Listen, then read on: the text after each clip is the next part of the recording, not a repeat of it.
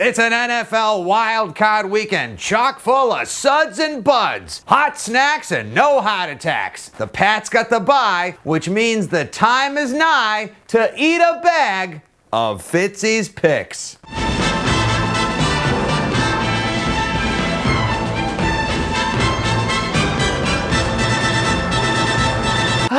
Damn, it feels good to be a gridiron gangster who can just chill the fuck out and enjoy some football for the dick of it this weekend, right? I mean, after that San Francisco defeat at home in the rain, we all thought Team TFB was ticketed for a wild card weekend Saturday night showdown. But to what should my wondering eyes appear but a Houston Texans bed-shitting, which prompted consumption of much cold beer.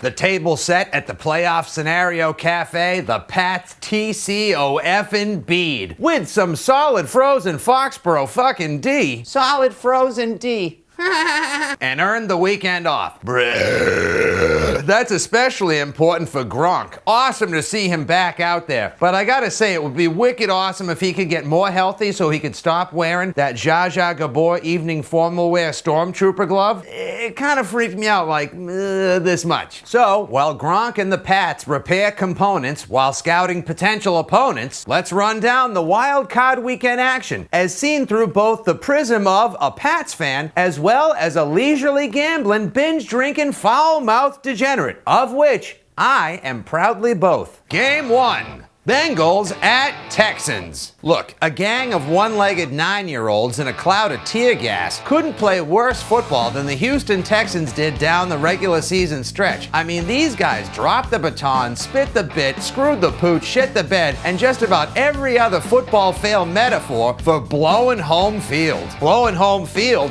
Wasn't that football porn your mom was working on? It's not like the Bengals are a postseason juggernaut or nothing, but it is difficult for me to pick against the best wide receiver in football who gets the ball thrown to him by a quarterback with the same last name as my favorite Patrick Swayze character. I'm gonna ride the Roadhouse principle to picking the bungholes, which will deny the Texans a chance to go to Foxborough and get penis slapped the next weekend by Tom Brady and the Patriots. Game 2. Vikings at Packers. Wait a second, I just watched this fucking game. Alright, well, now they're going to be playing in Green Bay, the frozen tundra of Lambeau Field, where it's probably going to be so friggin' cold, farts are going to freeze halfway out of people's assholes. You got to figure the Packers are probably going to be the D-line stackers and force the game into the hands of Christian Ponder. He's going to have to win it, and that, along with Lindsay Lohan ever appearing on Sesame Street and me touching Elle McPherson's boobs without getting arrested, is not going to happen. Go Pack, go. Game 3.